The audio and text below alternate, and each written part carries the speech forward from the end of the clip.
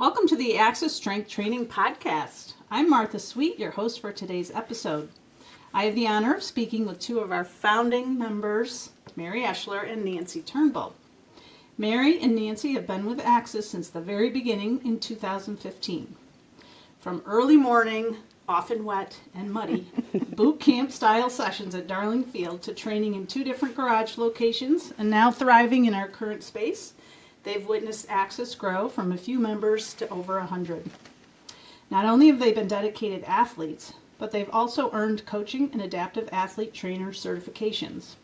Currently, they are coaching and building our adaptive athlete program. Mary and Nancy embody strength, resilience, and the spirit of lifelong fitness.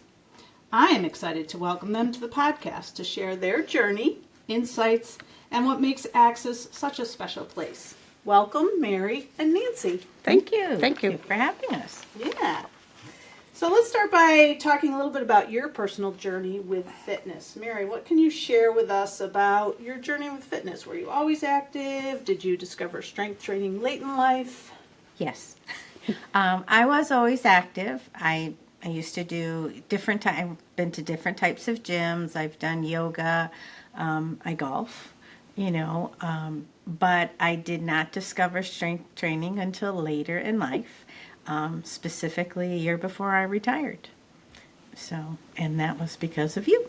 Okay, excellent. Nancy, how about you? Oh, I've always been active.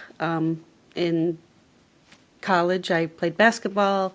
I played volleyball. I've played a lot of sports. My senior year of college, I decided to quit basketball and started triathlon training. Did that for 5 or 6 years and have just done a variety of things across the board, right? Bicycling, running, skiing, that sort of stuff. So yes, I've always been active, and then I saw you guys playing in the field. Well, I'm glad you mentioned that because I do want to talk about that summer of 2015 when we started with this very small group of people in Darling Field. So I'm going to start with Mary because you were there first. What led you to that first early morning boot camp at Darling Field? You.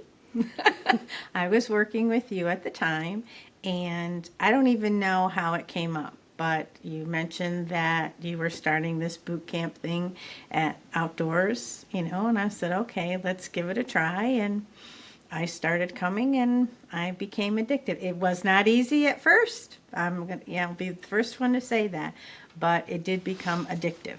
Yep, I do remember you and I had met one time. I think it might have been at the YMCA because I was going to try to help you with some machines there. Right. And then later on, there was a little contact about what we were doing at the field, and you said, I'm going to give that a try. And my very first memory of the first workout you came to was during the warm-up and running laps around the tennis field. Yeah. And what did you say? I don't run. I don't like to run, and I can't run. And look at you now. And look at me now.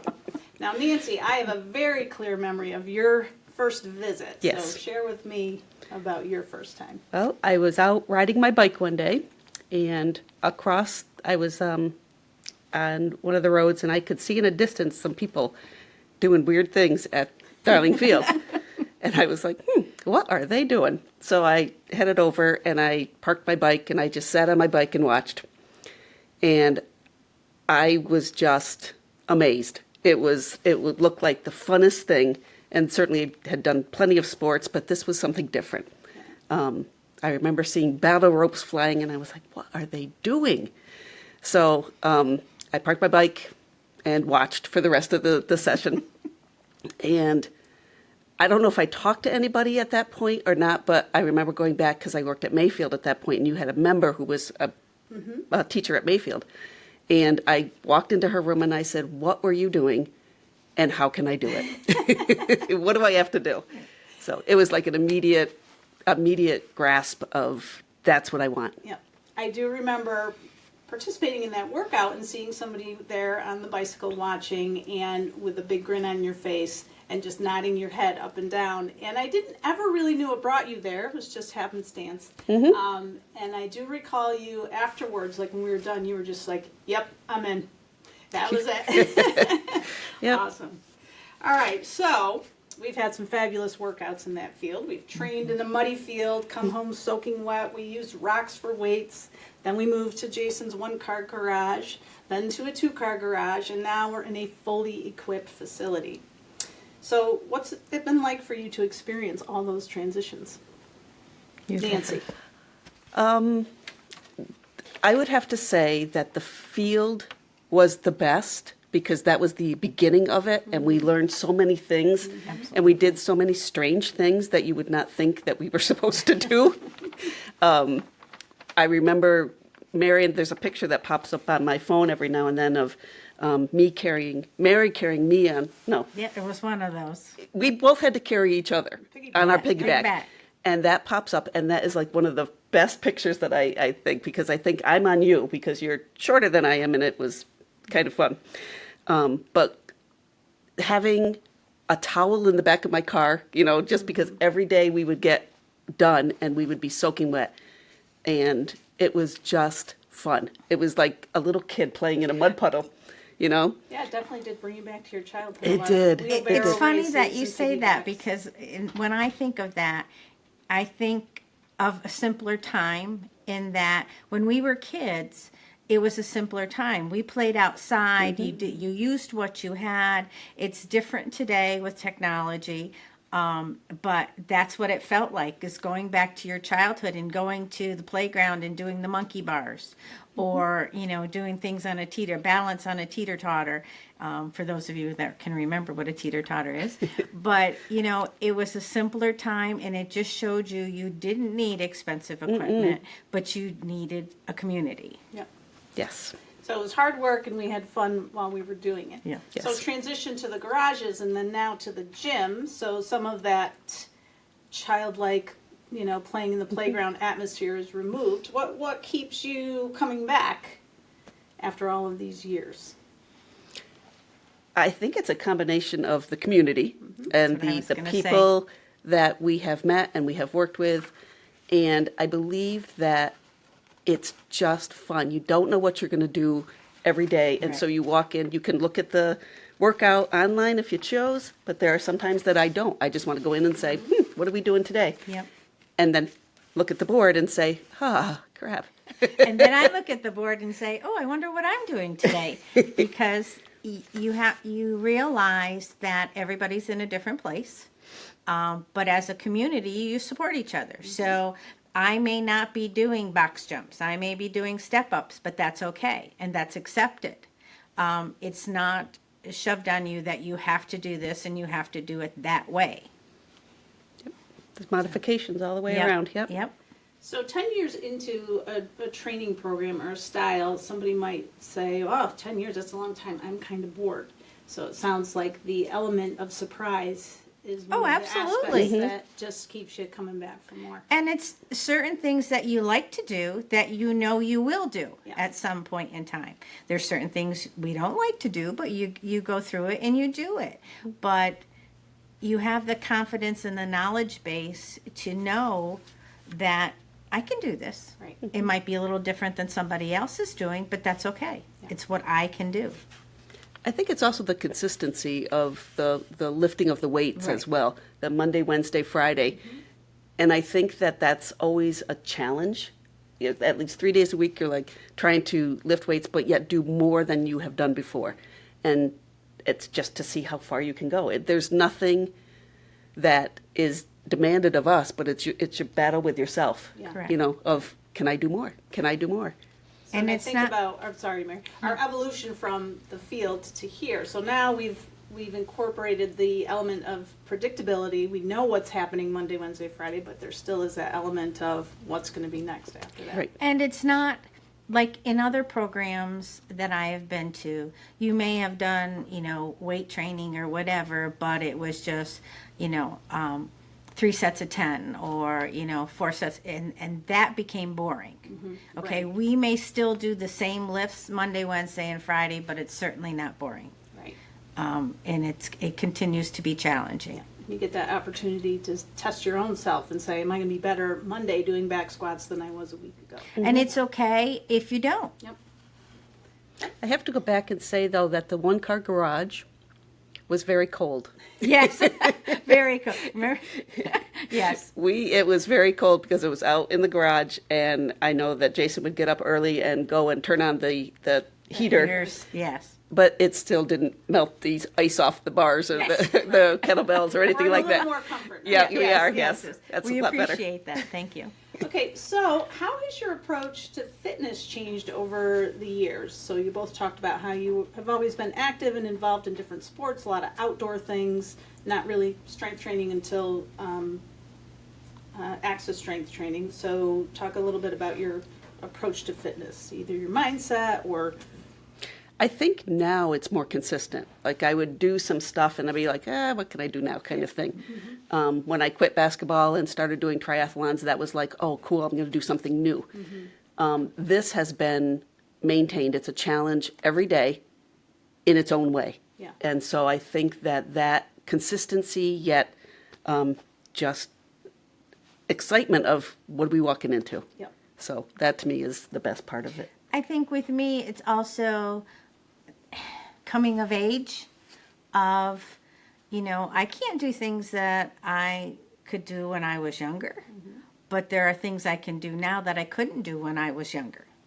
And you have to kind of find that balance and be realistic with yourself, but yet challenge yourself. And that's what happens. You end up challenging yourself because the person next to you is challenging themselves. Or Martha comes by and sneaks weights on you that you didn't think you could do, but guess what? You could do them.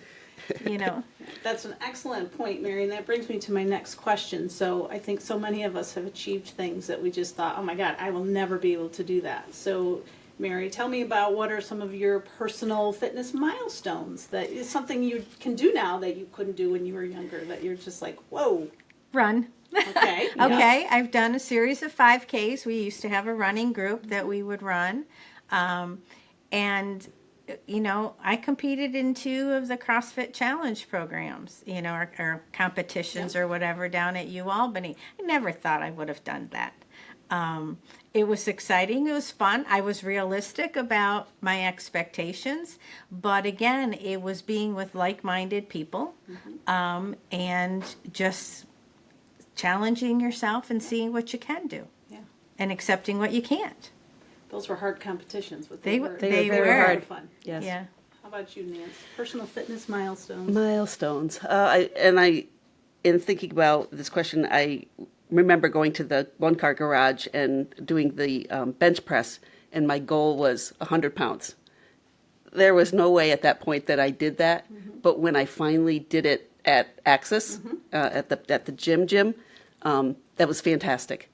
And you mentioned something the other day of when we were doing back squats. Yep. And I think one of that milestones and happy moments was that I beat you by 5 pounds. So that, and that was okay because that is just what we do and it's fun. Let's replay that again coming up on the Super. I know. Yeah. Yep. I'm going to shoot for 200. You shoot for 205. I'm going to try. Okay. Yep. Awesome. How do you feel strength training has influenced your perspective on aging and overall health? That's a good point. I think that it's so beneficial. And I relate that to when I recently had knee surgery. And I had to back off quite a bit and do that. And so when I go get groceries on Sundays, I get the big water jugs or big water packets. And after my surgery, I could only lift 1 out of the car at a time. And the day that I decided after the surgery to lift 2, and I did it, it's just those little things that you're doing in your personal life or your daily activities that it's like, all right, I'm okay. Yeah. I'm okay. I'm getting better. I'm doing better than I was 3 months ago. Yeah. So it's just the little small things, the journeys that you do in everyday life that you are like, oh, look at that. I did that. Wow. And when an obstacle comes up, you have a little more mental fortitude to work through that and be patient through that because you know the time will come that strength will come back. Correct. Yeah. How It about goes you, back Mary? to the whole philosophy of functional strength and mobility. That's been our goal ever since the beginning. with me, my personal experience I had is before I started, because of my age, I had to do a bone density test. And it showed that I had osteopenia, which is the beginning of osteoporosis. So I started strength training, and the next time that I had to have the bone density test done, my doctor called me that afternoon. And I was like, okay, what's wrong? She's calling me right away. And her words to me were, what the heck are you doing? You have no signs of osteopenia or osteoporosis. And a very small success is I've been the same height since I was in high school. Okay, I don't have a lot to give, but I haven't lost any. And most people at my age have started to lose their height, and I have not lost any height yet. Pretty soon you'll catch up to us. I mean, we'll catch up to you. You'll catch up to me. So, and that's not something that you measure on a daily basis. That's a long-term goal. Yeah. And strength training is important as you age, and let's face it, everybody ages. Yep. And your goals shift a little bit as you get older. Your Yes. priorities are a little different. So I definitely have felt that in my own personal journey. And now it's about what do I want to still be able to do when I'm 80? So that's what kind Absolutely. of keeps me going. Yep. All right, so you started this journey. You've stuck it out with us. You've enjoyed the community and the strength gains, and then you were inspired to maybe get some coaching certifications of your own. Yes. So talk a little bit about what inspired you. I think first you both did the CrossFit coaching Correct, one yes. certification, and then proceeded to the adaptive athlete training certifications. So talk a little bit about that, Nancy. I think that Jason just said to us one day, do you want to go get certified? And we looked at each other and we're like, Okay. all right, why not? Yeah. With the focus of, doing coaching eventually. Yeah. We were both working at that time. I think so. Were you retired I yet? was You retired. I was still working, so it was a lot of just trying to fit something in. Yeah. But it was something that was like, wow, am I at that ability to be a coach kind of thing? And we passed the course, which was very fun. It's a tough course. It was a but very it's tough great course. Yeah. Yep. And I can remember us the night before the final test, we were like quizzing each other with Yeah. our little index cards, which we still have. Yes. And with the adaptive program, again, Jason came to us and said, this is what I'm thinking. And it was a no-brainer for both of us. It was a no-brainer that we were going to be the coaches for that because we both have worked in special ed. We've both worked with adaptive people and having to think about how to help them move or get about and doing things in their daily life, not just for students, as we were both teachers, but even for our elderly families members as well. It goes across the board. It's not just the people who are disabled or something like that. It's across the board being your family members that you can see declining. Yes. And say, hey, why don't you take a walk, or why don't we go for a walk kind of thing, which is enough just to get them moving, but every little bit helps. Yeah. And so that was actually, a no-brainer, and it's just been a great, great experience for both of us. Mary, do you have anything more to add to that? It's pretty Well, thorough. I was retired, newly retired at that point, and I missed the camaraderie of being in a classroom and stuff. I didn't miss the stress of being in a classroom, but so I was looking for something to do and to grow myself, to keep learning myself, as well as find a community to be a part of again, and that just fit the bill. Yeah. And it's just been a wonderful experience. It's the highlight of my week. And I feel very successful at it. I think It's interesting. It just occurred to me. I think about this often, how in certain situations, people that you need are in the right place at the right time. And even though this has been a many-year relationship that had been crafted, all of a sudden, you might not have thought about an adaptive athlete program if Jason hadn't approached you. Correct. And Right. Jason might not have thought about it if he didn't know that you had skills in those areas. So it's a win for everybody Yes, there. it was. So it takes a little bit to start a program, and it started pretty small, and you're still going strong, but what are some future visions you have for this program? So, Mary, you're retired from your full-time teaching job. Nancy, you will be retired from your full-time teaching job. right, 61 days. Talk a little bit about the vision maybe for the adaptive athlete program. I think we would like to grow it as much as we can. I think that we have been very successful with the people that have come and the people that have gone. I mean, I think that we have had what's the most we've had? Maybe 6 at a time. Six at a time. Yeah. And that's enough. I mean, given all the adaptations that we have to do, and to think about how to make this person move better, or to have that person not be hurting when they try to stand up, kind of thing. I think that if we can get this to grow more, that would be awesome. I think that when I retire soon, that would be a good opportunity to look at expanding the program, because then we would both be available as retirees. Yeah. And we can share it, we can do it together. It's just Right. becomes a little bit more flexible for us in terms of what our time commitments could be. And to see it grow would be fantastic. I think the thing that the adaptive program has brought attention to me is, number one, there's a need for it. Okay, so many times in the community there are people with disabilities, whether physical or emotional or developmental, that aren't even given an opportunity to do strength training, but yet it's important for them. Okay, if you're physically disabled, you need the strength to combat what you have to combat, or to deal with what you have to deal with. Even people with developmental disabilities, there are certain programs out there, but are there enough? No, and it just gives me joy to give them the opportunity to do that, to provide that for them. And we've had some real successes. We're always smiling, we're always laughing. But even myself personally, I have learned that there's scaling methods and there's adaptations. And sometimes I've had to use those adaptations. But yet, when I recently went to physical therapy for my knee, there were exercises that, like, hey, I need to do this with the person in my class, because they need to do this as well. So it's just continual growth, whether for them or myself. And it's just a wonderful opportunity.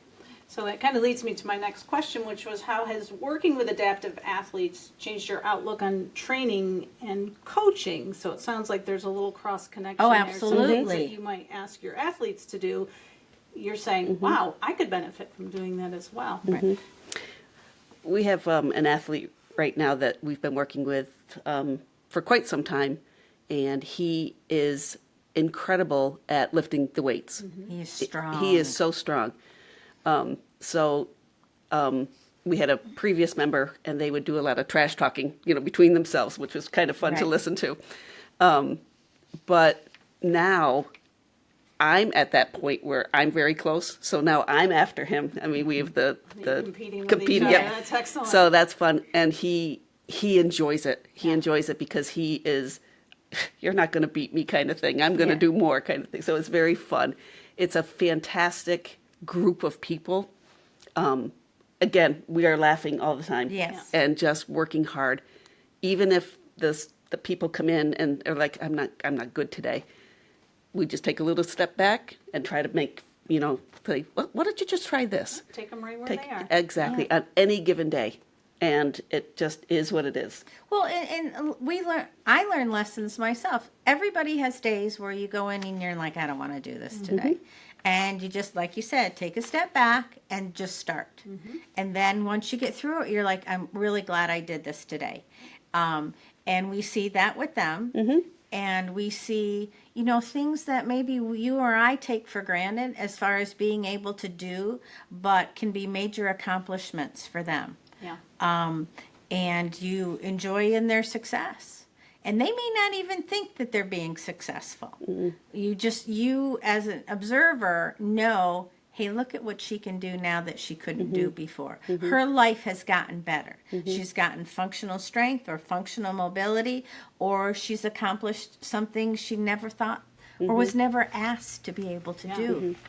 I think one of our biggest accomplishment was was when we had our first anniversary show Yes. and presented to the gym and community and stuff like that. And we had a person who had difficulty climbing stairs, and we got her to climb up to stand on top one of the boxes. And just raise her arms, and that was almost, it brought was like tears. Mount Everest. Absolutely. And that was like one of the best moments that we were involved with, Right. because she's a person who says, I can't. Yep. And she did. And Yeah. that was just wonderful. I remember that showcase. That was a lot of fun to see. So I hope there'll be another one in the future, because it really was neat to see exactly the accomplishments that your athletes are making, and how you're able to modify things so that they can experience those successes, Yeah. which is incredible. That's awesome. All right, so let's talk about Axis a little bit more. Axis has grown from just a few little members in Darlingfield to almost 100, or a little over 100. What does this growth mean to you? I think it's exciting. It's exciting to see people walk in the door. There are people that we tend to stay within our group. Yep. The 5:30 a.m. versus the 6:30 a.m. versus the 9 a.m. And it's just everybody kind of sticks with themselves, so you build a community within the community.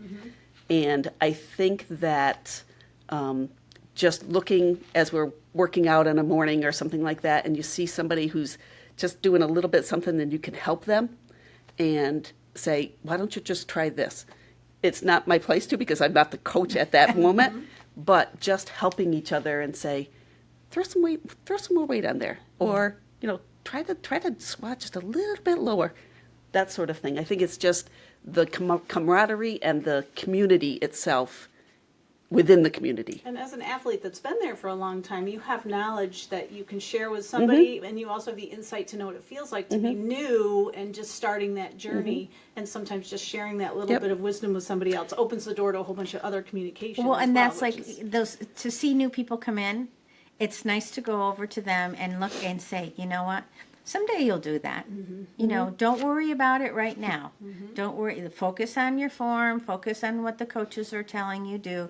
And then to see that growth. We've had an opportunity to watch people, come in not being able to do anything to competing, and or not even, the goal is not to compete. The goal is to improve yourself. And sometimes as a person, you don't see the changes in yourself, but other people see them. And we have the opportunity to see that through a lot of people. And what Nancy talked about, the community, it's wonderful to be in a program with like-minded people.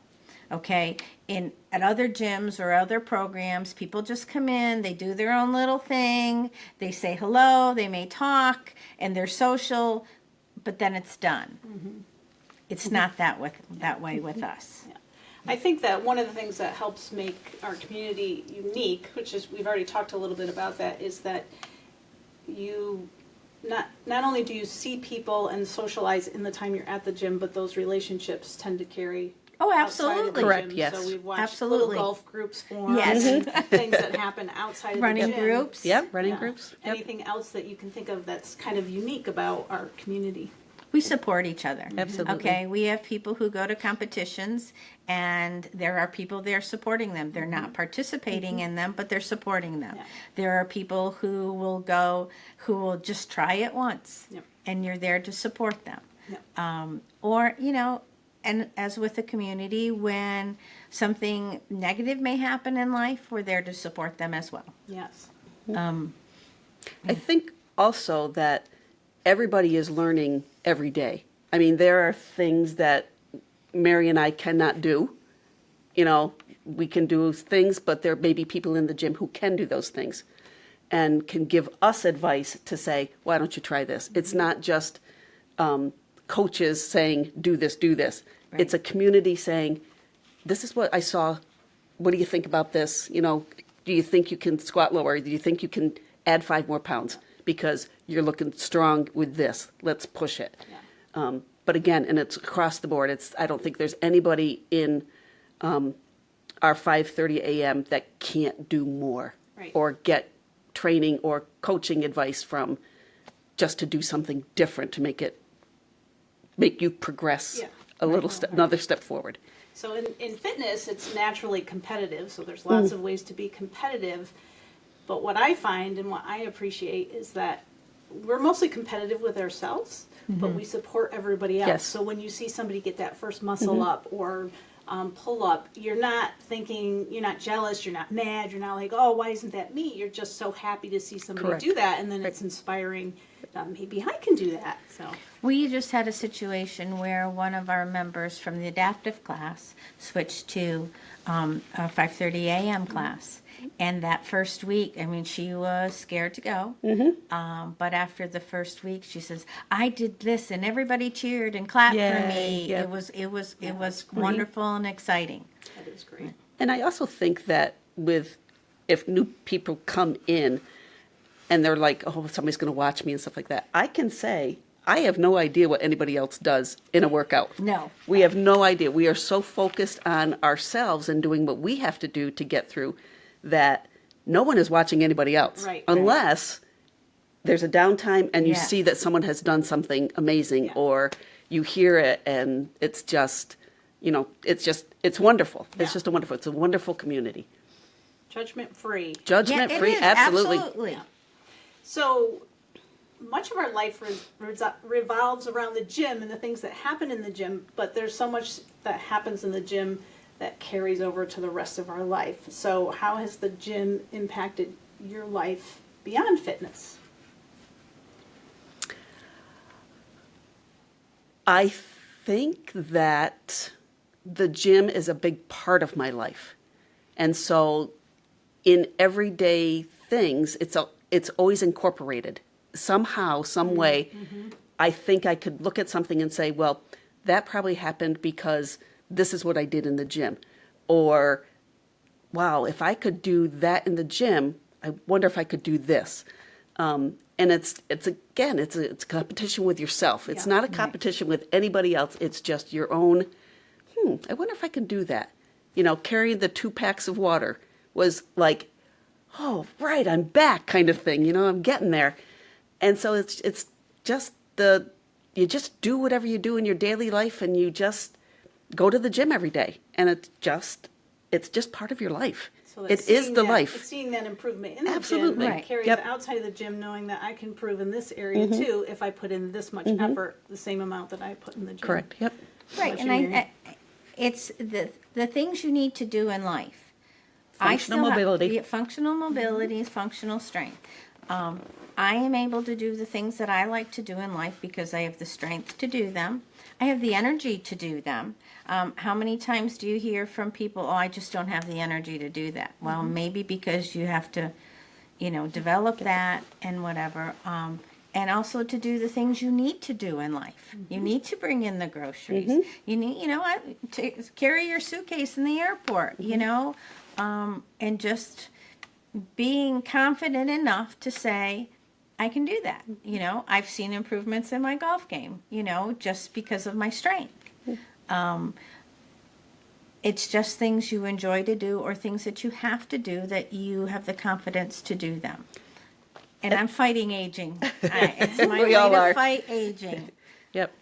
And I think taking it back to the adaptive athlete program, when our people do certain things, we say to their caretakers or whatever, this person can now bring in all the groceries. Oh, excellent. Yeah. They're going on a camping trip. Let her carry Yes. the Yeah. water bottle, the big jugs of water. Let her do those things because she can. Yep. It's not a let's do it because they can't. It's now No, they can. they can. Make them do that.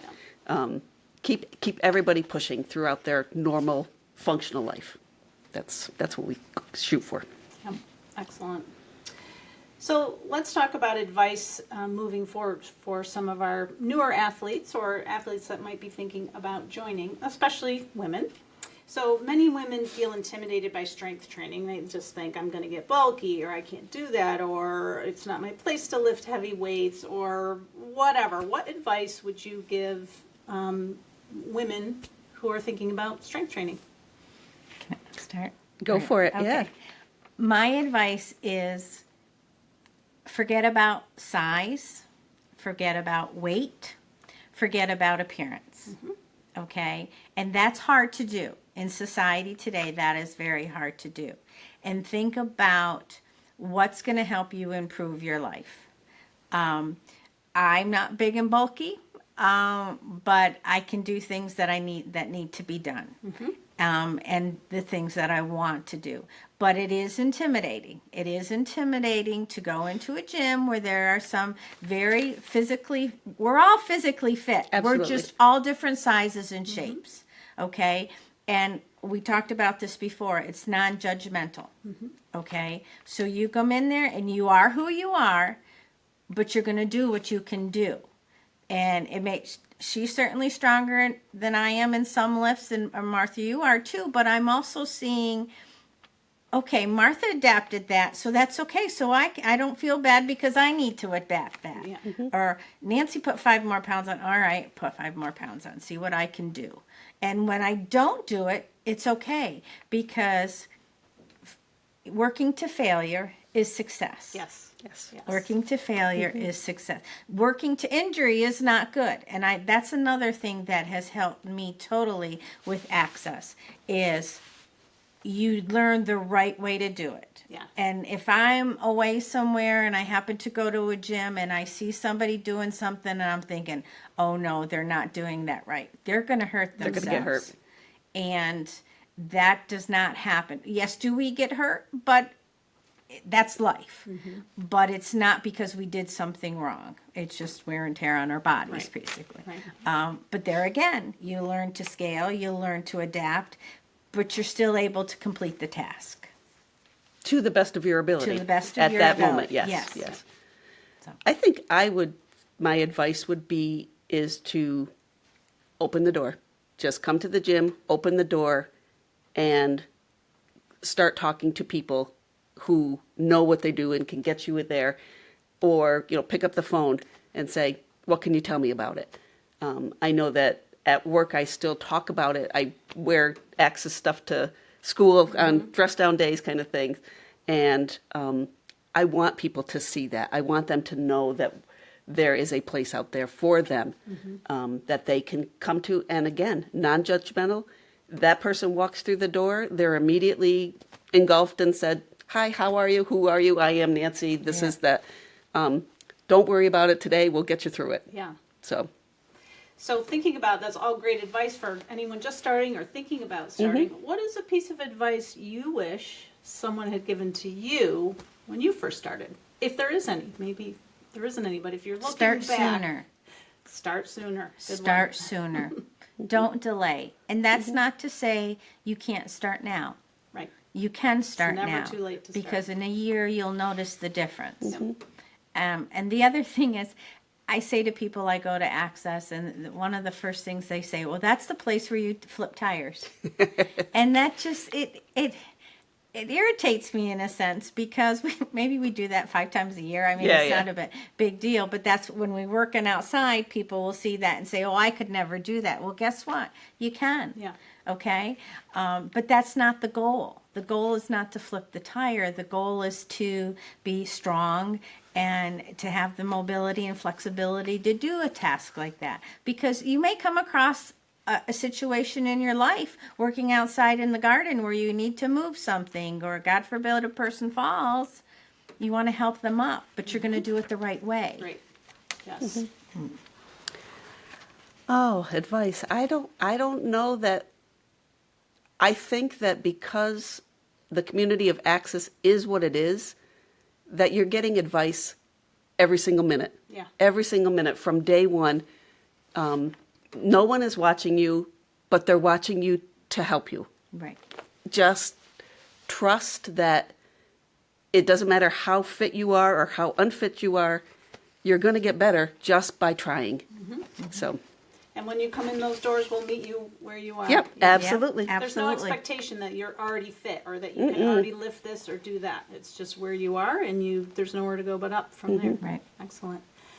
Any other last minute words or advice that we didn't already cover? I think we covered a lot today. We have covered a lot, but I think that going to that park that day and watching was the best decision I have made in my entire life. Yeah. Because it has become a part of my life that I think I will always be there to be going to the gym on Love those it. days. Love it. Yep. Yeah. Absolutely. Again, start now. You'll be at whatever point you're at in life. Start now. Start now. Absolutely. Give it a shot. Yep. Well, thank you so much. It's been so great reliving the beginning and, Yes. and laughing about our stories and throwing rocks around in the mud. Mm-hmm. So your dedication, not just to your own fitness, but to helping others, is truly inspiring. So thanks for being such an essential part of Access Strength Training and sharing your journey with us. Thank Thank you. you. For anyone listening, if you're looking for a supportive, empowering, and life-changing gym experience, Access Strength Training is the place to be. Whether you're just starting out, coming back to fitness later in life, or looking for a new challenge, there's a place for you here. So thanks for tuning in, and we'll see you at the gym.